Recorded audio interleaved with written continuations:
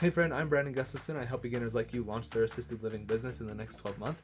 In today's video, we're going to be getting into how to accept payments for private pay residents inside of your assisted living facility.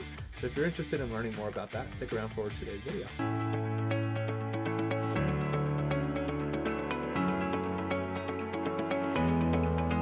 Hey friend, welcome to Assisted Living Investing. Before we get started, I want to remind you to go and grab your free underwriting calculator at assistedlivinginvesting.net. Just go to the website. Top right corner, you're going to see there the big blue box lets you get that free underwriting calculator. So make sure you go and grab that free tool.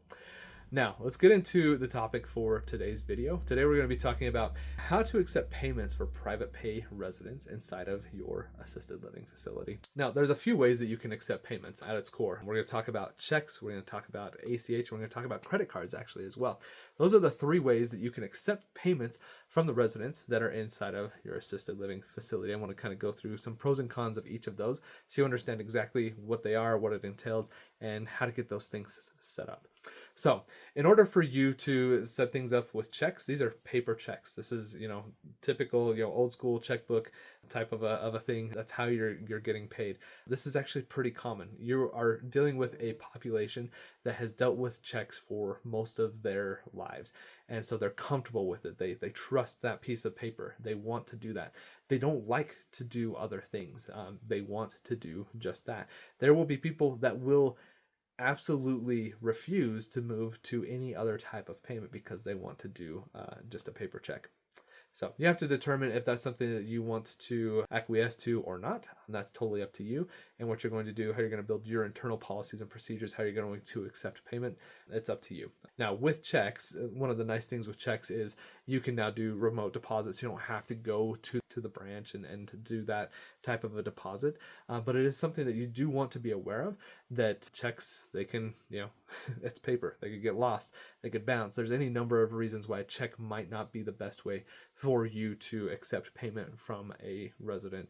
You might just have to push back and tell them this is our requirement here at the facility.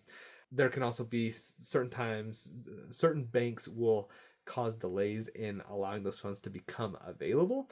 So that can be a problem for you to be aware of. And then just the fact that it could get lost. So you have to be very careful when you're working with checks. Okay. So number two, we're actually going to talk about credit card payments. So with these, you can have a point of sale or a POS system. It's basically a little terminal that you can have inside of your house, and you just have it locked away. And when it's time to do the payments, people can take out their debit card, and they can swipe that or insert the chip or whatever it is, whatever your point of sale system is going to allow you to do. It's something that you want to be aware of when you're using this type of a method. When you are processing those card payments, there's going to be credit card fees. So a nice thing about ACH and check is you get the full amount. There's no 3.5% that the credit card company is going to take away. You just get all of that. When you use credit cards, they're going to take a chunk of that money as a transaction fee, and so you've got to be aware of that. It can be really convenient though. We actually use a credit card processing thing in our Colorado facility because we have residents that for whatever reason don't have a bank account, can't create a bank account, have issues with that, they don't want to do it, whatever reason, they're not able to do it, but they do have like a debit card that they can use, and then we can just swipe that. Don't ask me how it works. I've tried to get explanations on it. I just know that it's a fact that this is something that we've had to deal with in the past with our residents. And it's actually allowed us to make sure that we are getting the payments that we need. If they don't have a bank account that's like real, that has routing and account numbers, we can't set them up in ACH. Trying to do checks through that end up being like cashier's checks, and there's a bunch of issues that we found in depositing those. And so it's better for us to pay that 3% fee to process a card payment and make sure we actually get the money in a timely manner. So this is just kind of trial and error and what works for us in that facility. But it's an option that you can consider. You can also do these. There's oftentimes platforms online that will allow you to capture card information there. You can even automate some of those collections, just like you would with ACH. You're just doing it with a card. And so that's a really nice benefit with doing that. You just have to be aware of those fees. And then if you're doing it with a physical terminal, you're going to have a spot to securely keep that inside of the facility just so that nothing bad happens with it. Now, the third one is ACH. ACH stands for Automatic Clearinghouse. It's a way for you to get direct deposit of funds from one bank account to another. It is, in my mind, the best way for you to collect payments from your private pay residents, even your residents that are on Medicaid that you have to collect a portion of money from. ACH is, I would say, the gold standard for how you're going to collect these payments. So the way that ACH works is you're going to have to find a bank that supports ACH payments. And oftentimes this could be your local bank or credit union that you're banking with for your business, and they'll have some kind of a program. There may or may not be a fee, but it's generally a very minimal fee, 10 to $20 a month, compared to the 3% of a $1,000, $3,000, $5,000 transaction. So it's comparatively much smaller. And sometimes they even weigh that if you have a certain amount of fees or if you're keeping a certain balance inside of your account for a period of time. So with ACH, you're going to get the permission to do that. They'll typically give you some kind of a form, a paper that basically says, hey, we're doing ACH payments. We promise to only do it for X amount of money for X amount of period of time. We're going to pull the money on this date. And there's going to be pieces in there that the resident has to fill out, 5th of the month, here's my routing number, here's my bank account, here's the amount that I approve you to pull on a monthly basis. They're going to sign it, they're going to provide some contact details and things like that. And then once you receive that information, you're going to just put it into the bank account. You're going to set it up exactly what they wrote, bank account, routing number, the amount that it's going to process for, when it's going to process. You're going to put all that information in. Then you set it, you forget it, and then you just make sure that funds are coming in. You will find that sometimes when there's a non-sufficient funds issue, that the resident doesn't have the funds in there, that it will pull in and then bounce back out. And you can get dinged with your ACH provider if you do that. So it's something you want to be aware of.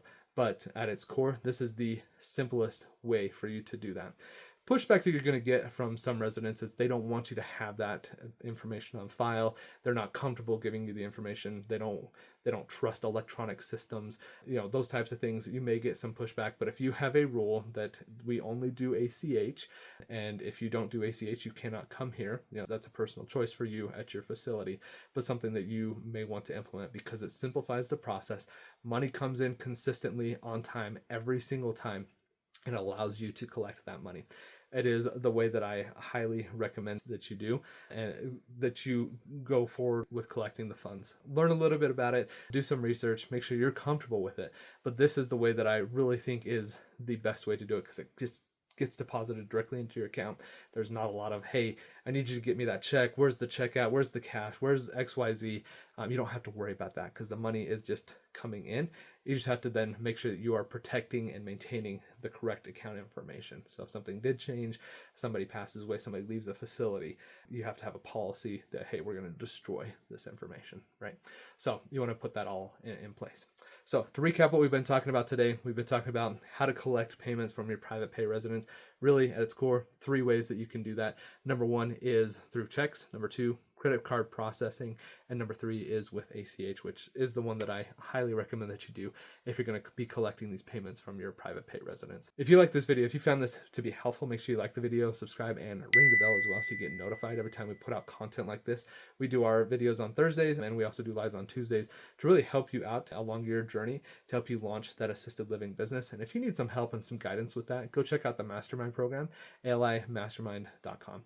Does residential assisted living sound interesting to you, but you don't know how to get started? At Assisted Living Investing, I'm here to help beginners like you launch their assisted living business in the next 12 months. I love helping and coaching people just like you so you can reach your investment goals and start your assisted living business. And remember, it doesn't take a lot, just a little bit. Just keep going step by step by step. And I promise you, if you do and you're consistent and persistent, you're going to be successful. Thanks for watching and have a great day.